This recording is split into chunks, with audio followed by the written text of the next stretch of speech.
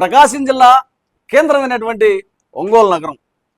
ఇది జిల్లా head quarter. ఇక్కడ బీసీ బాలుర హాస్టల్ ఇది. ఈ హాస్టల్ ఇక్కడ మంగళూరు డంకులో ఇక్కడ కళానికేతన్ పక్కనే ఉంది. సుమారుగా 10 సంవత్సరాల నుంచి ఈ బిల్డింగు అద్దెకు తీసుకొని ఈ యొక్క బ్యాక్వర్డ్ క్యాస్ట్ బీసీ పిల్లలకు హాస్టల్ నడుపుతున్నటువంటి ప్రభుత్వము.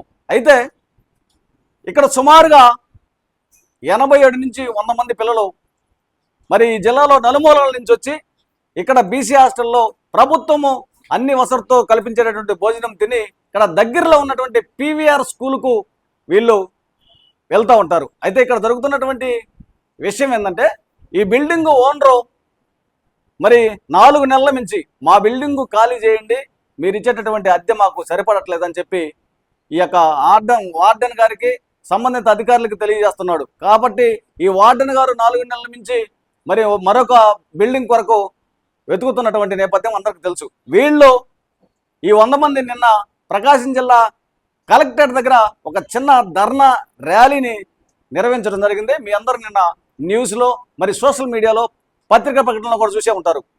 ఈ ప్రకాశం జిల్లా కలెక్టర్ గారికి ఆంధ్రప్రదేశ్ రాష్ట్ర మాల మహానాడు తరపున విన్నవించుకుంటున్నా, వీరందరూ బ్యాక్వర్డ్ క్యాస్ట్ అంటే బాగా వెనకబడినటువంటి తరగతులకు చెందినటువంటి వారు, జిల్లా నలుమూల నుంచి వచ్చినటువంటి వారు. వాస్తవంగా ఇక్కడ ఏం జరుగుతుందంటే, మన ఆంధ్రప్రదేశ్ రాష్ట్రంలో విద్యాశాఖ మంత్రిగా ఉన్నటువంటి నారా లోకేష్ గారు గౌరవనీయులు, ఈయన విద్యకు చాలా ప్రాముఖ్యత ఇస్తున్నాడు.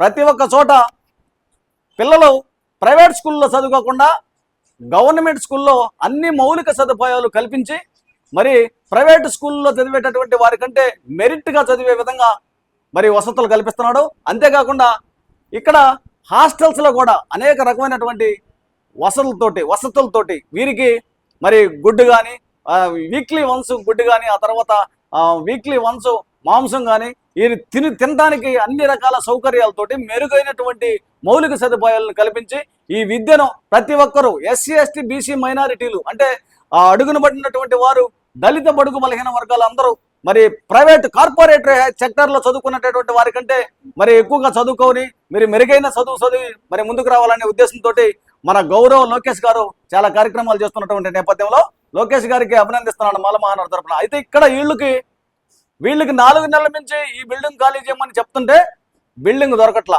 కాబట్టి వెంటనే మరి కలెక్టర్ గారు, ప్రకాశం జిల్లా కలెక్టర్ గారు దీని మీద చొరవ తీసుకోవాలా.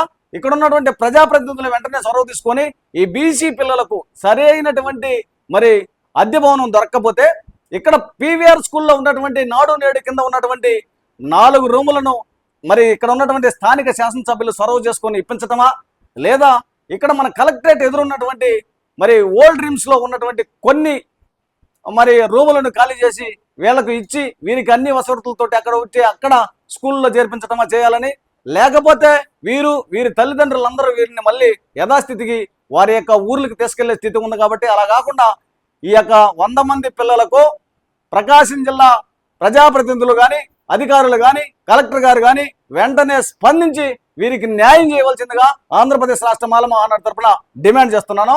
మరి ఈ బీసీ పిల్లలకు, బ్యాక్వర్డ్ క్యాస్ట్ పిల్లలందరికీ మరొకసారి తెలియజేస్తున్నాను, మాల మహానాడు తరపున మీ అందరికీ ఎనీ టైం ఎప్పుడు ఏం జరిగినా మీ అందరి వెంటుండి మీకు న్యాయం జరిగేంత పోరాటం చేసి మీకు వెంటుంటానని తెలియజేస్తున్నాను.